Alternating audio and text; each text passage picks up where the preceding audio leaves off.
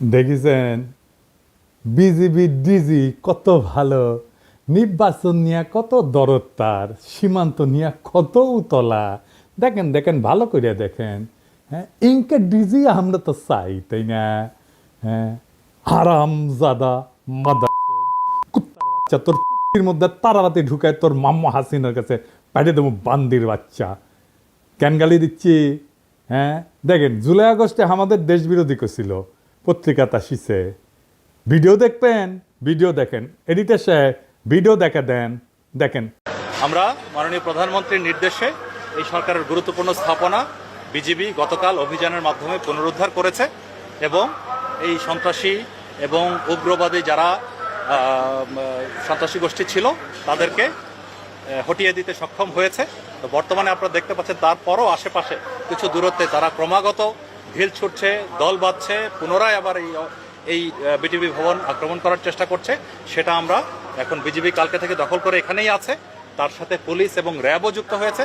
তো সব মিলিয়ে এই জায়গার এই স্থানের কোনো ধরনের জন্য আর অসুবিধা না হয় সেজন্য আমরা বদ্ধপরিকর। দেখেছেন এই ব্যাংক চত্বরে প্রফেসর ইউনূস এখনো বিজিবি ডিজি করে রেখে দিচ্ছে। কেন দিছে জানেন?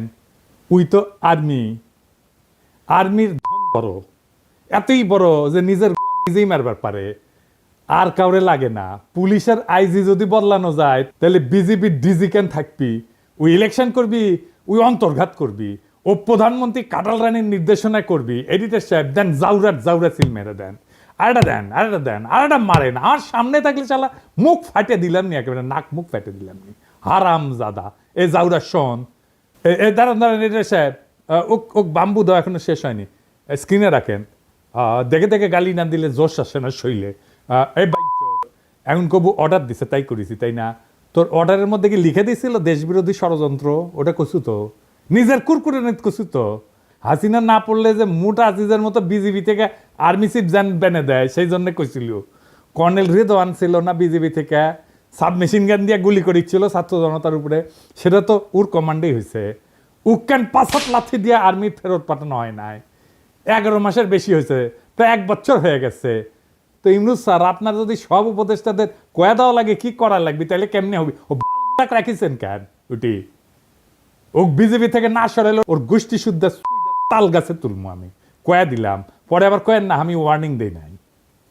যাই হোক, গরম দিয়া শুরু করে এখন এনা নরমে আসি, একাডেমিক আলাপে আসি। এনা সুশীল সাজি, সুশীল না হইলে তো আপনারা আবার দাম দেন না। হ্যাঁ সাজমো, হ্যাঁ দিছে, পারমিশন দিছে। সবাই আসেন আজকাল আলাপে, আমাদের সুশীলদের রাষ্ট্র বুঝা নিয়ে আসেন, আমরা একটা আলাপ করি। হ্যাঁ, আল্লাহর নামে শুরু করি। বাংলাদেশে এক অদ্ভুত ব্যবস্থা, সবাই কোশিশ করেছে প্রাইম মিনিস্টারের ক্ষমতা কেমনে কমানো যায়। বিএনপি কইছে ব্যক্তি কিংবা প্রতিষ্ঠানকে অধিক ক্ষমতা দিলে যেমন ফাঁসিবাদ কায়েম হয়, তেমনি নির্বাচিত সরকার এবং সংসদকে ক্ষমতাহীন করলে রাষ্ট্র দুর্বল, ভঙ্গুর, অকার্যকর হয়। অতি মূল্যবান কথা কইছেন। কিন্তু আমি মাঝে মাঝে ভাবি কি জানেন, এই লোকগুলি একদিন ধরে রাজনীতি করেছে, আর কিছু করেন না, কিন্তু খালি রাজনীতি, খালি রাজনীতি।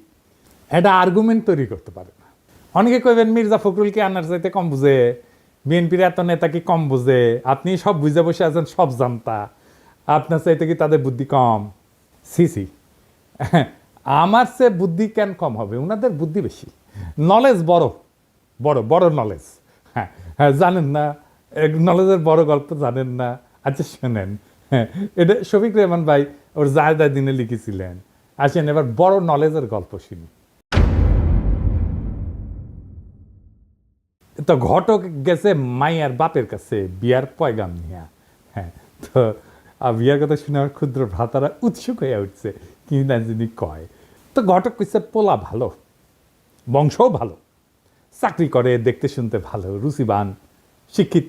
হ্যাঁ, তো মায়ের বাপ বলে সবই তো বুঝলাম, তো পোলার নলেজ কেঙ্কা?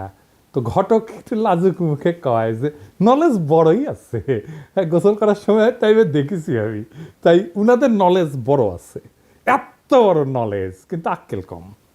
আমি যদি বিএনপি করলামই নি, তাহলে কইতাম বাংলাদেশ রাষ্ট্রে কার ক্ষমতা বেশি? রাষ্ট্রপতির? রাষ্ট্রপতির না, প্রাইম মিনিস্টারের? তাও না। তাহলে কার বেশি বুঝে ওরা, কার বেশি ক্ষমতা? বুঝে না। বাংলাদেশের সংবিধান অনুযায়ী আদালত, আইন, জুডিশিয়ারি হলো রাষ্ট্রের সবচেয়ে শক্তিশালী প্রতিষ্ঠান। এমনকি সংসদ জনগণের প্রতিনিধিত্বকারী সংস্থার চেয়ে বেশি ক্ষমতা দেওয়া হয়েছে এদেরকে। প্রাইম মিনিস্টারের ক্ষমতা কমানোর চেষ্টা করিচ্ছেন কে? উনি আদালতকে রেখে দিয়া, এটারে কয় বিভ্রম। হাসিনা জুডিশিয়ারির শক্তিরে খায়া ফেলেছিল, কিন্তু জুডিশিয়ারি যে সবচেয়ে ক্ষমতাবান, এটাই হইল বাংলাদেশের বিচার ব্যবস্থা, শাসন কাঠামো, রাষ্ট্রের সবচেয়ে বিপজ্জনক সংকট। আপনি পিএম রাষ্ট্রপতিরে সরাইতে পারেন, চৌধুরীকে সরাইল না খালেদা জিয়ার সংসদ। পিএমকে তো জিতে আসতে হয় সংসদে, ভোট কারচুপি কন, দামি কন, নৈশ কন, যাই হোক, একটা ভোট তো করে দেখাইতে হয় যে বইছে ভোট, তাই না? পাবলিকের কাছে যাইতে হয় তো, 5 বছর পরে ক্ষমতা ছাড়তে হয় তো, অন্তত নিয়ম আছে কাগজে কলম হইলেও। কিন্তু আপনি তো বিচারপতি অপসারণ করতে পারবেন না। পারবেন না তা না, পারবেন, কিন্তু সেটা সুপ্রিম জুডিশিয়াল কাউন্সিলের মাধ্যমে। মানে বুঝেছেন তো, 3 জন বিচারপতি দিয়া সুপ্রিম জুডিশিয়াল কাউন্সিল, আমরা আর মামুরা, ওরা যদি মনে করে বিচারপতি ভুল করেছে তাইলে শাস্তি হবে, আর যদি মনে করে বিচারপতির চরিত্র ফুলের মতো পবিত্র তাইলে কিছু হবে না। হ্যাঁ, বিষয়টা না বুঝে দেখি, কারণ এটা গুরুত্বপূর্ণ। তো বিচারপতি বাংলাদেশে অপারেশনের একটা ব্যবস্থা আছে, নাম হচ্ছে সুপ্রিম জুডিশিয়াল কাউন্সিল। দেখে মনে হয় খুবই গুরুতর ভারসাম্যপূর্ণ একটা প্রক্রিয়া, হ্যাঁ, কিন্তু এটা খেয়াল করেন এই সুপ্রিম জুডিশিয়াল কাউন্সিল কাদের নিয়ে তৈরি? প্রধান বিচারপতি আরো 2 বিচারপতি, মানে বিচারকের বিচার করবে বিচারকই, বন্ধু বিচার করবে বন্ধুর। যেন ধরা পড়া চোরের বিচার করতেছে চোরের মামা, এটা কি আপনি ন্যায় বিচার বলবেন? এই যে তত্ত্বাবধায়ক সরকারের আইন ছিল না, এটা কিন্তু সংসদ বানাইছিল, জনগণের প্রতিনিধিরা বানাইছিল, সেটা আদালত বাতিল করে দিল। তার মানে জনগণের প্রতিনিধি আইন বানাবে, সেটা চাইলে অনির্বাচিত আদালত বাতিল করে দিতে পারবে, যে আদালত কোথাও কারো কাছে জবাবদিহি করে না। তো এখন আপনি প্রশ্ন তুলতে পারেন, আপনি তো কম দাদা যে জুডিশিয়ারি, আইন এবং নির্বাহী, এটার একটা ব্যালেন্স থাকতে হবে কন্যা, একজনকে সেকেন্ড ব্যালেন্স করতে হবে কন্যা। তো তাহলে জুডিশিয়ারি যদি এটা নাই পারে তাহলে ব্যালেন্স থাকবে কিভাবে? গুরুতর প্রশ্ন। আসেন আর একটু বুঝে দেখি। তত্ত্বাবধায়ক সরকার আইনটা সংসদ পাশ করেছিল, মানে জনগণের প্রতিনিধিরা এটা আইন করেছে, কিন্তু আদালত সেটাকে বেআইনি ঘোষণা করে বাতিল করে দিল। এই প্রক্রিয়া আদালত নিজেই হয়ে ওঠে সর্বোচ্চ ক্ষমতাধর, অথচ সে আদালত সরাসরি জনগণের কাছে জবাবদিহি করে না। এখানে একটা গণতান্ত্রিক দ্বন্দ্ব সৃষ্টি হয়, সংসদ বনাম আদালত, কার হাতে তাহলে চূড়ান্ত কর্তৃত্ব? এতে গুরুত্বপূর্ণ একটা রাষ্ট্রীয় প্রশ্ন, দার্শনিক প্রশ্ন, রাষ্ট্রনৈতিক প্রশ্ন। ধরেন ইসলামে, এটা একটু বোঝার জন্য যে আসলে কার হাতে চূড়ান্ত ক্ষমতা, এটা বোঝার জন্য আমি একটু ইসলামী ধারণার একটা ব্যাখ্যা নিয়ে আসি। ধরেন ইসলামে আপনি আল্লাহ তাআলার কোনো শরীক কল্পনা করতে পারবেন না, আল্লাহ ছাড়া কোনো উপাস্য নাই, লা ইলাহা ইল্লাল্লাহু মুহাম্মাদুর রাসূলুল্লাহ, হযরত মুহাম্মদ সাল্লাল্লাহু আলাইহি ওয়াসাল্লাম তার প্রেরিত নবী, আল্লাহর কোনো শরীক নাই এবং হযরত মুহাম্মদ উনার প্রেরিত নবী। এই ফান্ডামেন্টালটা না মানলে আপনি মুসলমান না। আপনাকে ইসলামের দরজা অতিক্রম করার সময় এই কলেমা উচ্চারণ করতে হবে। ঠিক সেইভাবে রাষ্ট্রের বেসিক ধারণা হচ্ছে জনগণ রাষ্ট্রের মালিক, এইটা আগে আপনাকে বুঝতে হবে। তার ক্ষমতা সার্বভৌম, গণ অভিপ্রায়, জনগণের আকাঙ্ক্ষা, এটা সর্বোচ্চ আইন। গণতন্ত্রে আইন বানানোর অধিকার কেবলমাত্র নির্বাচিত প্রতিনিধিদের। আইন প্রণয়নের সাংবিধানিক ক্ষমতা সংসদের হাতে, কারণ তারা জনগণের সরাসরি ভোটে নির্বাচিত, তারাই জনগণকে প্রতিনিধিত্ব করে, তারাই জনগণের ভয়েস। আর বিচার বিভাগ নির্বাচন প্রক্রিয়া অংশগ্রহণ করে না, তাই তারা প্রতিনিধিত্বশীল না। অপ্রতিনিধিত্বশীল আদালত কি প্রতিনিধিত্বশীল সংসদের সিদ্ধান্ত বাতিল করতে পারে? এটা গণতান্ত্রিক অসাম্য তৈরি করে। আদালতের এই ক্ষমতা মানে আইনসভা বা সংসদের আইনকে চ্যালেঞ্জ করার অধিকার সাংবিধানিক হইলেও সেটার একটা সীমা আছে। আদালতের কাজ হইল আইন সংবিধান বিরোধী কিনা সেটা যাচাই করা, এটাকে বলা হয় জুডিশিয়াল রিভিউ। কিন্তু আদালত সংবিধান নিজেই ব্যাখ্যা দিয়া এমনভাবে পরিবর্তন করতে থাকে যেটা জনগণের ইচ্ছা অভিপ্রায়ের বিরুদ্ধে যায়। তাইলে আদালত নিজেই একটা স্বৈর শাসন হয়ে ওঠে, জবাবদিহিতাবিহীন শাসক শ্রেণী হয়ে ওঠে, আনঅ্যাকাউন্টেবল রুলিং ক্লাস হয়ে ওঠে। আদালত তখন গণতন্ত্রের অভিভাবক না, বরং গণতন্ত্রের বাধা হয়ে ওঠে। বাংলাদেশে সেটাই হয়েছে। আদালতের ক্ষমতা সীমাহীন হইলে ব্যালেন্স অফ পাওয়ার ভেঙে পড়ে। যদি আদালত চায় তাহলে সংসদে যে কোনো আইন বাতিল করে দিতে পারে। তাহলে কে বেশি ক্ষমতাবান, সংসদ না আদালত? আদালত। আবার সংসদ আদালতের বিচারপতিকে অপসারণ করতে পারে না, বুঝছেন? তাহলে এখানে সেকেন্ড ব্যালেন্সের কোনো ব্যাকরণ তো কার্যকর থাকে না। অর্থাৎ আদালত নিজেই একটা অদৃশ্য স্বৈরতন্ত্রের রূপ ধারণ করে। তত্ত্বাবধায়ক সরকারের আইন কোন একটা দলের ইচ্ছার ফসল ছিল না, তো এটা সর্বদলীয় ঐক্যমতে রচিত হয়েছিল, জনগণের আস্থার ভিত্তিতে এটা প্রতিষ্ঠিত হয়েছিল। আদালত এটাকে শুধুমাত্র ব্যাখ্যার খেলা দিয়ে বাতিল করে দিল। তাহলে তো আইনের যে একটা গণতান্ত্রিক ভিত্তি আছে সেটাই প্রশ্নবিদ্ধ হয়ে পড়ে। তবে আদালতের তো একটা ভূমিকা থাকা জরুরি, কিন্তু কিন্তু সেটা সীমিত। সেটা কি আসেন আরেকটু বুঝে দেখি। আদালতের যদি এই ক্ষমতা না থাকে তাহলে তো ব্যালেন্স অফ পাওয়ার হবে কিভাবে, তাই না? এই প্রশ্ন তো সরাসরি চলে আসে। আদালতের কাজ হবে আইনের ভাষাগত নীতিগত ব্যাখ্যা এবং সাংবিধানিক সীমা নির্ধারণ করা, কিন্তু রাজনৈতিক সিদ্ধান্ত এবং প্রক্রিয়ায় হস্তক্ষেপ করে না।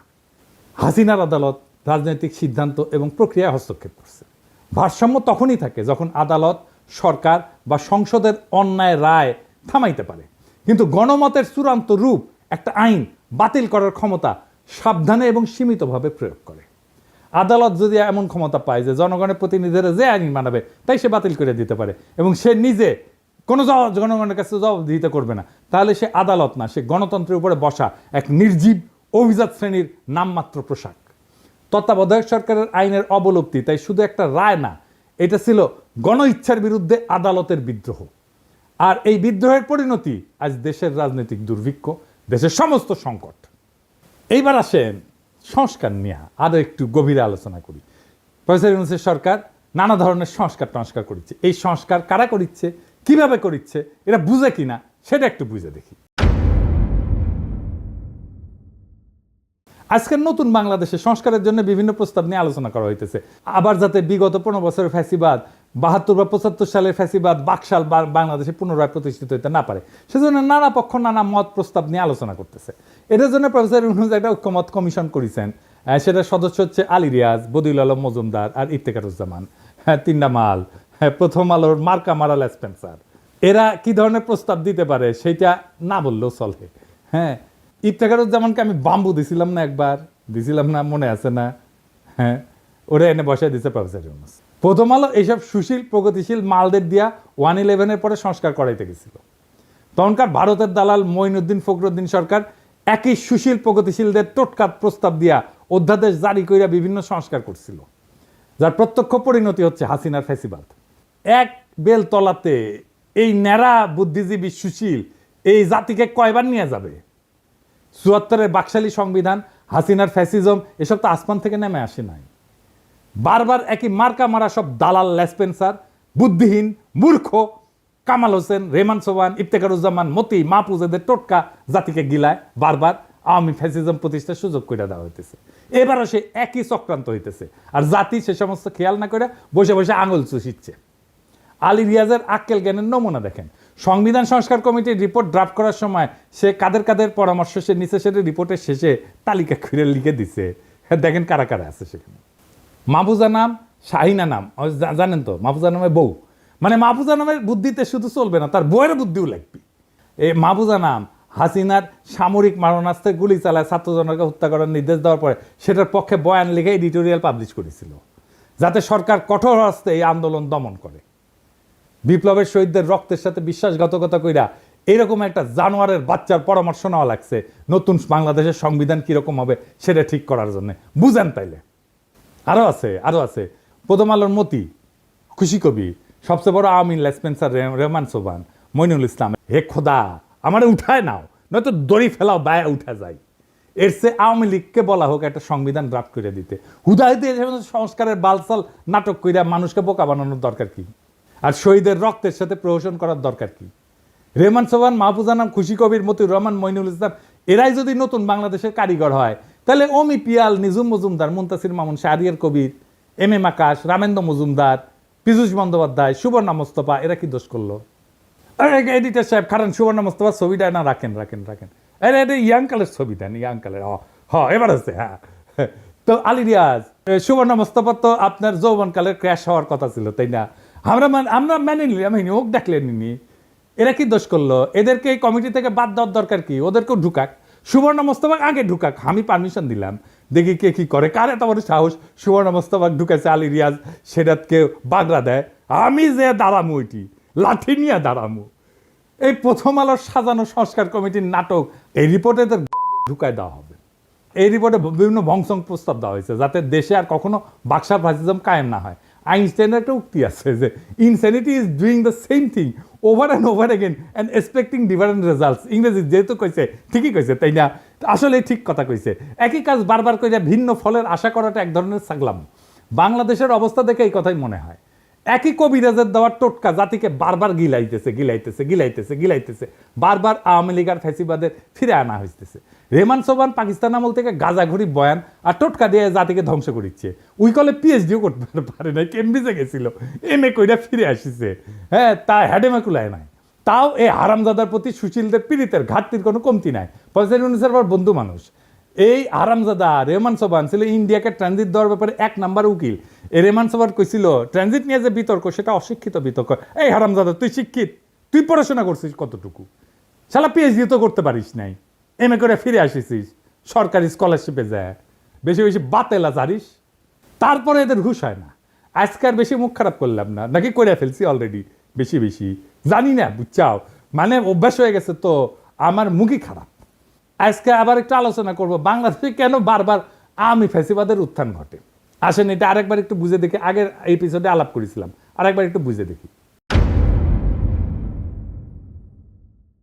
একটা রাষ্ট্রের 3টা অঙ্গ থাকে, একটা এক্সিকিউটিভ, লেজিসলেটিভ আর জুডিশিয়ারি। এই 3টা অঙ্গের সমন্বয়ে একটা রাষ্ট্র গড়ে ওঠে। এই লেজিসলেটিভ বা আইনসভা দেশে কি আইন হবে সেটা নির্ধারণ করে। এক্সিকিউটিভ সেই আইন অনুযায়ী দৈনন্দিন কাজকর্ম চালায় এবং পলিসি নির্ধারণ করে। তবে একটা রাষ্ট্রের সর্বোচ্চ পলিসি নির্ধারণ করে আইনসভা বা পার্লামেন্ট। কারণ এক্সিকিউটিভ আইনসভার পাশ করা আইন দিয়া চালাইতে বাধ্য, দেশ চালাইতে। এক্সিকিউটিভ কখনোই নিজে আইন বানাইতে পারে না, এমনকি কোনো সভ্য দেশে আদালত বা জুডিশিয়ারিও আইন বানাইতে পারে না, বা পারার কথা না। আদালতের বিচারকেরা যদি নিজেরাই আইন বানায় সেটাকে রাষ্ট্রবিজ্ঞানের ভাষায় বলা হয় জুডিশিয়াল অ্যাক্টিভিজম। এই জুডিশিয়ারি কাজ হইতেছে এক্সিকিউটিভ যাতে নিজের এখতিয়ার বা জুরিসডিকশনের অতিক্রম করিয়া অর্ডার জারি করতে না পারে সেটা দেখা। এর সাথে দেশে আইনসভা দিয়ে পাশ করা আইনের উপরে ভিত্তি করে বিভিন্ন কেসে সেই আইন অনুযায়ী রুলিং দেওয়া, আর দেশের সেই আইন অনুযায়ী ফৌজদারি এবং দেওয়ানি বিভিন্ন মামলার কার্যক্রম পরিচালিত করা, এটাই হইতেছে জুডিশিয়ারির কাজ। এখন আওয়ামী লীগ বিগত 15 বছর দেশে ফ্যাসিজম আদালতের মাধ্যমে কিন্তু প্রতিষ্ঠা করেছে, এটা মাহমুদুর রহমান কিন্তু বলে। খাইলকের মতো দালাল প্রধান বিচারপতি দিয়ে হাসিনা নিজের ইচ্ছা মতো যা খুশি রুলিং জারি করায়, আওয়ামী লীগের সমালোচনা করা, যাকে তাকে আদালত অবমাননার মামলা দেওয়া। এই দেশে আদালত এখন ঠিক কী কাজ করে তা বোঝার জন্য আইন পড়তে হয় না, পত্রিকার ফেসবুক স্ক্রল করলেই চলে। মানুষ ভাবে আদালত বিচার করে না, ভাই এই আদালত ইতিহাস লেখে, এই আদালত পোস্টার বানায়, কবিতা লেখে, স্লোগান বানায়, পাঠ্য বই সম্পাদনা করে, ক্রিকেট টিম নির্বাচনে মত দেয়, আদালত রুল দেয় 15ই আগস্ট হইবে শোক দিবস, 7ই মার্চ হইবে জাতীয় ঐতিহ্য, জয় বাংলা হইবে জাতীয় স্লোগান, স্বাধীনতার ঘোষক হইবে শেখ মুজিব। কেউ যদি প্রশ্ন তোলে যে এগুলি কি বিজ্ঞাপন, ওটা কি অ্যাড এজেন্সি, তখন কওয়া হবে আপনি নিশ্চয়ই রাজাকার। স্কুলে কি পড়ানো হবে আদালত ঠিক করে দেয়। পাঠ্য বইয়ে বঙ্গবন্ধু কত পাতা জুড়ে থাকবে সেটাও রুল দিয়ে আসে। বিশ্ববিদ্যালয়ের নাম কি হবে, গার্ডেনের নাম কি হবে, হাসপাতালের নাম কি হবে, সব জায়গায় আদালতের নাক ঢুকে। এমনই একটা আদালত। আর এই আদালতের বিচারপতি আমাদের সাথে পলিটিক্স করেছিল। ওই কইছিল যে আমরা শপথবদ্ধ রাজনীতিবিদ, ওই কইছিল এ না ওর ভাই আবার এমপি ছিল আওয়ামী লীগের। এমনকি একবার তো আদালতে রিট হয়, বাংলাদেশ ক্রিকেট টিম কেন মুশফিককে নিতেছে না, কেন তামিম বাদ। ভাগ্য ভালো আদালত বলেনি কে ওপেনিং করবে, কে শেষ ওভারে বল করবে। ধর্মের ব্যাপারেও আদালত কিন্তু বলে যে বিসমিল্লাহ থাকবে কি থাকবে না, ভাস্কর্য থাকবে। তো আদালত এখন ইসলামিক স্কলার আর ইতিহাসবিদ দুইটাই। অথচ এসব সিদ্ধান্ত একটা সভ্য রাষ্ট্রে আদালতের এখতিয়ারে থাকারই কথা না। এসব সিদ্ধান্ত রাষ্ট্রে হয় আইনসভা নেয়, অথবা এক্সিকিউটিভ বিভাগ আইনসভা দ্বারা এম্পাওয়ার্ড হয়ে নেয়। এই কয়েকদিন আগে আমাদের অ্যাটর্নি জেনারেল বলছে যে হাইকোর্ট চাইলে যে কোনো ব্যাপারে হস্তক্ষেপ করতে পারে। ব্যাপারটা শুনতে খুব অদ্ভুত শোনালেও বাংলাদেশের সংবিধান অনুযায়ী পুরো ঘটনাটা লিগ্যাল। বাংলাদেশের 72-এর সংবিধান একটা বিস্ফোরা ধারা ঢোকানো আছে, যার দ্বারা এম্পাওয়ার্ড হইয়া আদালত বা হাইকোর্ট যে কোনো ব্যাপারে হস্তক্ষেপ করতে পারে, যা খুশি তাই করতে পারে। এটা হইতেছে সংবিধানের 102 নম্বর আর্টিকেল। এই বিস্ফোরা আর্টিকেল বাংলাদেশে বিচারকদের জুডিশিয়াল অ্যাক্টিভিজম করার রাস্তা তৈরি করে দিছে। আর এই সালে এই সমস্ত ডক্টর কামাল হোসেনের যে বাল্ব কিছু বুঝে না, উই ওর গুমুত সামলাইতে পারে না, ব্যাপার পরে থাকে। সত্যি কথা, মিথ্যা কথা কইতেছি না। এবং এইটা দিয়ে এম্পাওয়ার্ড হয়ে হাসিনা তার আমলে মুদল আদালত দিয়াই তার সন্ত্রাসের রাজত্ব কায়েম করছে। কি আছে আর্টিকেলে আসেন দেখি। এই আর্টিকেলের ফলে যে কেউ যে কোনো আইনজীবী যা ইচ্ছা যা খুশি সেটা নিয়ে হাইকোর্টে রিট করতে পারে। হাইকোর্ট বেঞ্চ সেই রিটের উপর ভিত্তি করে যা খুশি তাই রুলিং জারি করতে পারে। কি বিচিত্র একটা দেশ, তাই না? মাঝে মাঝে অনেক আসাদা উকিল সরকারকে বিভিন্ন কাজ করার নির্দেশ দিয়ে নোটিশ পাঠায়, অন্যথায় সে 102 ধারার ভিত্তিতে হাইকোর্টে রিট করার হুমকি দেয়। খালি সরকারকে না, অনেক বদমাইশ উকিল এটা ব্যবহার করে অসংখ্য মানুষকে, সাধারণ মানুষকে হয়রানি করে, যারা কোনোভাবে একটা ব্যাপারে ইন্টারেস্টেড পার্টি না। সেই সমস্ত ব্যাপারে বদমাইশ উকিলরা বিভিন্ন হাস্যকর আইনি নোটিশ পাঠায় 102 আর্টিকেলের উপরে ভিত্তি কইরা, এবং আদালত সেটার উপর ভিত্তি করে রুলিং পর্যন্ত দেয়। এই ইন্টারেস্টেড পার্টি কি এটা একটু বুঝে নি? যে কোনো সভ্য দেশে কেবলমাত্র ইন্টারেস্টেড পার্টি কোনো ব্যাপারে মামলা করতে পারে। ইন্টারেস্টেড পার্টি বলতে আইনের ভাষায় বোঝানো হয় এমন কেউ যার উক্ত মামলার ফলাফলে সরাসরি স্টেক আছে বা সরাসরি গেইন অথবা লসের আউটকাম আছে। যেমন ধরেন কোন এক সংবাদপত্র লিখছে যে আমি এটা চোর, ধরেন আমি অমুক তারিখে অমুক জায়গায় অমুক লাগাইছি, সরি চুরি করেছি, সরি আমি জানি যে আমি লাগাই নাই, চুরি করি নাই, সরি চুরি করি নাই, কিন্তু ওই সংবাদ প্রকাশের ফলে আমার মানহানি হয়েছে। কোন সভ্য দেশে মানহানির মামলা করার অধিকার একমাত্র আমার নিজেরই আছে। আমি এই মামলার একমাত্র ইন্টারেস্টেড পার্টি, বুঝছাও? এই মামলার আউটকাম মানে ফলাফল একমাত্র আমার জিতা বা হারের সম্ভাবনা আছে। এখন যদি কুমিল্লার মোকলেস মোল্লা অথবা গোপালগঞ্জের উকিল হরিদাস পাল আদালতে গিয়ে মামলা করে যে অমুকের মানহানি অমুক করিছে, অথবা অমুকের বিরুদ্ধে এত টাকা ক্ষতিপূরণ দাবি করে আমি মামলা করেছি, ব্যাপারটা যে কত বড় হাস্যকর হয়ে উঠবে সেটা আর বলার অপেক্ষা রাখে না। আমার নামে এরকম মামলা করেছে, আমি নাকি হাসিনা শেখ মুজিবের অপমান করেছি, তার ভাবমূর্তি ক্ষুণ্ণ করেছি, কে সিলেট একটা মামলা করেছে, গোপালগঞ্জে একটা মামলা করেছে, কতগুলো। আমাকে সেদিন জিজ্ঞাসতেছে ঢাকার ডিসি যে দাদা আপনার নামে কি কি মামলা আছে। আমি বললাম আমি নিজেই জানি না রে ভাই, মাঝে মাঝে শুনেছি এই জায়গায় এই জায়গায় এই জায়গায় এই জায়গায় মামলা আছে। কতগুলো মামলা আছে আমি গোনা বাদ দিছি। এরকম হাজার হাজার ঘটনা ঘটছে, মামলা হয়েছে, জেল পর্যন্ত হয়েছে, সেসব মামলার উপরে ভিত্তি করে। সত্যিই ছেলে কাজ, কি বিচিত্র এই দেশ। অথচ এই ব্যাপারে সংস্কার করার কথা নিয়ে কোনো কেউ প্রপোজাল দেয় না। কারণ সব জায়গায় বলা হইতেছে দেশে এক্সিকিউটিভ, লেজিসলেটিভ, জুডিশিয়ারির মধ্যে একটা ক্ষমতার ভারসাম্য আনা লাগবে। কিভাবে লাগবে সে ব্যাপারে সংস্কার কমিটির রিপোর্টে অনেক ভংজুং প্রস্তাব আছে। যেমন ধরেন কইছে হাইকোর্টের শাখা বাড়ানো লাগবে। তো হাইকোর্টের শাখা বাড়াইলে কিভাবে ভারসাম্য আসবে সেটার কোনো ব্যাখ্যা নাই। হাসিনার আমলে আদালত প্রত্যেকটা ব্যাপারে নাক গলায় হাসিনার ত্রাসের রাজত্ব কায়েম করতে সাহায্য করছে। কালামানিক সব জায়গায় নাক গলানোর বার এমনই বাড়ছিল যে লিগের স্পিকার আব্দুল হামিদ পর্যন্ত সেটাতে বিরক্ত হয়ে বলছিল বেশি বাড়াবাড়ি করলে জনগণ আদালতের বিরুদ্ধে উঠে দাঁড়াইতে পারে। এমনকি খালি এক্সিকিউটিভের ব্যাপারে নাক গলানো না, বিভিন্ন সময় দেশে কি আইন হওয়া উচিত কি হওয়া উচিত না সেটা পর্যন্ত আদেশ জারি করেছে। সংবিধানের স্পষ্ট লেখা থাকতে হবে আদালত বা জুডিশিয়ারি কোনোভাবে জুডিশিয়াল অ্যাক্টিভিজম করতে পারবে না। তারা কেবলমাত্র দেশে বিদ্যমান আইনের উপর ভিত্তি করে রায় দিতে পারবে। জনগণের যদি কোনো আইন পছন্দ না হয় অথবা কোনো আইন বানানোর ইচ্ছা হয় তাদেরকে তাদের এমপির সাথে কথা বলে সেই বিল সংসদে আনার ব্যবস্থা করতে হবে। সংসদ সদস্যদের মূল কাজ এলাকার উন্নয়ন করা না। এরা যে বলবে আমি আপনার এলাকার উন্নয়ন করে দেবো, এটা তার কাজ না, এটা কাজ পৌরসভার।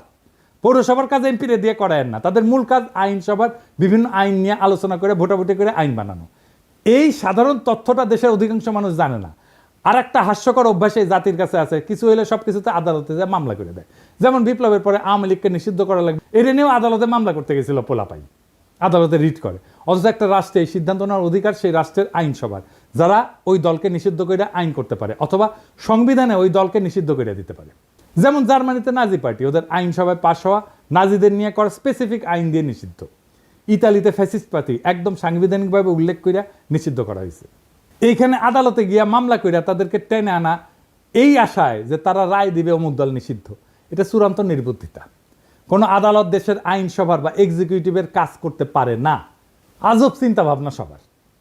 এটা গেল জুডিশিয়ারির ব্যাপারে কথা। এখন আসি এক্সিকিউটিভ আর লেজিসলেটিভ মানে আইনসভার মধ্যে ব্যালেন্স অফ পাওয়ার নিয়ে। বাংলাদেশে বারবার ফ্যাসিজম তৈরি হয় কারণ দেশের সংবিধানে পার্লামেন্টারি শাসন ব্যবস্থা। এখানে আইনসভার নিয়ন্ত্রণে যেই মানুষ আর পার্টি, সে একই মানুষ আর পার্টি নির্বাচনের মাধ্যমে একবার দেশের এক্সিকিউটিভ ব্যবস্থার কর্ণধারার সর্বেসর্বা হয়ে ওঠে। যদি এক্সিকিউটিভ আর লেজিসলেটিভ নির্বাহী এবং আইন একই মানুষের অধীনে থাকে তাহলে এটি ফ্যাসিজম। এই পার্লামেন্টারি ব্যবস্থা পৃথিবীর যে সমস্ত দেশে অ্যাপ্লাই করা হয়েছে সেখানে অসংখ্যবার ভয়ঙ্কর রকমেরভাবে ব্যাকফায়ার করছে। কোথায় কোথায় করছে শুনবেন? ইউরোপেই এটা ডিজাস্টার করছে। প্রথম বিশ্বযুদ্ধের পর যখন ইউরোপে বিভিন্ন দেশে এই যে রাজতন্ত্রের পতন হয়, রিপাবলিক হয়। যেখানেই এই ব্যবস্থা সংবিধানে ঢুকানো হয়েছে সেখানেই ভয়ঙ্করভাবে ফ্যাসিজমের উত্থান হয়েছে। আমি একটা আলোচনায় করছিলাম, পার্লামেন্টারি ব্যবস্থা সেখানেই কাজ করে যেখানে একজন রাজা আছে, কিং আছে। জার্মানি, ইতালি, স্পেন সব জায়গায় পার্লামেন্টারি ব্যবস্থা ডিজাস্টার হয়েছে। দ্বিতীয় বিশ্বযুদ্ধে বেদম মার খাওয়ার পরে এরা শান্ত আছে, তাও আমেরিকান সৈন্য গ্যারিসন থাকার কারণে। তৎকালীন ইস্টার্ন ইউরোপেও এই পার্লামেন্টারি ব্যবস্থা হাঙ্গেরি, রোমানিয়ার ডিজাস্টার করছে। ফ্রান্সে যতদিন পার্লামেন্টারি ব্যবস্থা ছিল ততদিন ফ্রান্সে ততই বছর অবস্থা ছিল, টালমাটাল অবস্থা ছিল। ফ্রান্সের থার্ড রিপাবলিক মানে 1870 থেকে 1940 পর্যন্ত, এই 70 বছরে কয়বার সরকার বদল হয়েছে জানেন? শুনবেন, 101 বার। গড়ে 8 মাসে একটা নতুন সরকার আসতো। এরপর ফ্রান্সের চতুর্থ রিপাবলিক 1946 থেকে 1958, এই 12 বছরে কয়টা সরকার আসছে জানেন? 21টা সরকার আসছে। এই অরাজকতার ফলে বিভিন্ন কারণে 1958 সালে চার্লস দ্য গল ফ্রান্সের নতুন সংবিধান রচনা করে এবং ফ্রান্সে প্রেসিডেন্সিয়াল সরকার ব্যবস্থা রূপান্তরিত হয়। এখন কিন্তু এটা পঞ্চম ফ্রেঞ্চ রিপাবলিক। একটা রাষ্ট্রে যদি এক্সিকিউটিভ আর আইনসভা একই নির্বাচন দিয়ে নির্বাচিত হয় তাহলে সেটা ইউরোপে যেখানে ইনস্টিটিউশন অনেক স্ট্রং সেখানেই ভয়াবহ ডিজাস্টার করে। বাংলাদেশের মতো তৃতীয় বিশ্বের দেশ তো একটা ডিজাস্টার করবেই, এটাই স্বাভাবিক। আপনারা বসে বসে চায় চায় দেখবেন আলী রিয়াজরা যে করতেছে, দেখবেন 20 বছর পরে কি হয়। তখন আলী রিয়াজ দেখেন কি বলে, এটা একদম ডিজাস্টার করবে। ওরা বেশি বুঝে এই সমস্ত গুলোকে টেনে। এরা রাষ্ট্র বোঝে না, রিপাবলিক বোঝে না, কিচ্ছু বোঝে না। আলী রিয়াজও বুঝে না, মনে করে ভাব দেখায় বুঝে, কিছুই বুঝে না। আচ্ছা দেখেন, আপনারা তো জানেন আমার তো কিছু সামান্য হইলে একটু ধারণা আছে, তাই না? আমার সাথে আলাপ করেছে, করেনি, আলাপ করবে না আমার সাথে, কারণ জানে আমার সাথে আলাপ করতে আসলে 5 মিনিট টিকবে না এগুলো। এই কারণে বাংলাদেশের নতুন সংবিধানে এক্সিকিউটিভ নির্বাচন আলাদাভাবে হইতে হবে। দেশে এক্সিকিউটিভদের প্রধান হচ্ছে রাষ্ট্রপতি। রাষ্ট্রপতি নিজেই সরাসরি জনগণের ভোটে নির্বাচিত হয়ে আসবে। রাষ্ট্রপতি নিজেই এক্সিকিউটিভ, ডে টু ডে প্রশাসন আর পলিসি নির্ধারণ করবে।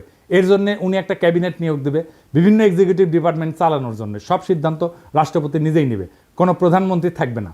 রাষ্ট্রপতির মেয়াদ 4 বছর বা 5 বছর হবে, কিন্তু এক্সিকিউটিভ হিসেবে রাষ্ট্রপতি কোনো আইন বানাইতে পারবে না এবং উনার সমস্ত অর্ডার সিদ্ধান্ত বিদ্যমান আইনের মধ্যে থাকতে হবে। রাষ্ট্রপতি কোনো অধ্যাদেশ জারি করে আইনসভার কাজ নিজে করতে পারবে না। রাষ্ট্রপতি খালি দেশে বিদ্যমান আইনের বাস্তবায়ন করে একটা এক্সিকিউটিভ কাজ চালাইতে পারবে। দেশে কোনো আইনের দরকার হলে, আইন বাতিল করতে হলে আইনসভার মিটিং ডাকতে হবে এবং সেখানে কেবলমাত্র আইনসভার সদস্যরা ভোট দিয়া কোনো সিদ্ধান্তে আসবে। এই সংসদের সদস্যরা সম্পূর্ণ আলাদা নির্বাচনে আলাদাভাবে জনগণের সরাসরি ভোটে নির্বাচিত হবে। দেশে যখন এক্সিকিউটিভ আর লেজিসলেটিভ মানে নির্বাহী এবং আইন এইভাবে সম্পূর্ণ সেপারেট হয়ে যাবে, তখন কেবল দেশে ফ্যাসিজমের উত্থান ঠেকানো যাবে। দেশের বাজেট আইনসভা পাশ করবে এবং পার্লামেন্ট রাষ্ট্রপতিকে যেই বাজেট দিবে, রাষ্ট্রপতি সেই বাজেট দিয়ে ওই অর্থ বছরের ব্যয়ভার বহন করবে। এখন সরকার বা এক্সিকিউটিভ চাইলে বা প্রাইম মিনিস্টার চাইলে যে কোনো মানুষের উপরে চাপাই দিতে পারে কর, কারণ এক্সিকিউটিভ আর আইনসভা একই জিনিস। তো রাষ্ট্রের 2টা বিভাগ যদি একই হয় তাহলে এটাই তো ফ্যাসিজম আর স্বৈরাচার। এই সমস্ত সুশীলদের মাথায় ঢুকিচ্ছে না, আমি এটা বুঝি না।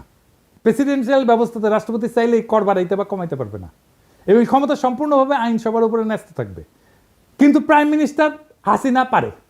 আইনসভার কাজ হবে আইন নেওয়া। রাষ্ট্রপতির মেয়াদের মাঝখানে আইনসভার একটা নির্বাচন থাকা লাগবে, মিড টার্মের মতো, যাতে জনগণ তাদের মতামত প্রকাশ করতে পারে রাষ্ট্রপতির টার্মের মাঝখানে। এই জন্যেই আইনসভার একটা সদস্যের মেয়াদ হবে 2 থেকে 2.5 বছরের মতো। সংবিধানে কোনো 70 অনুচ্ছেদ থাকবে না, কারণ যেহেতু রাষ্ট্রপতি আলাদাভাবে নির্বাচিত এবং মেয়াদ নির্দিষ্ট, আইনসভায় দল বদল কইরা অথবা দলের বিপক্ষে ভোট দিয়া সরকার ফেলায় দেওয়ার কোনো প্রশ্নই আসতেছে না। প্রত্যেকটা সদস্য নিজের বিচার বুদ্ধির উপরে ভিত্তি কইরা কোনো বিলে ভোট দিবে।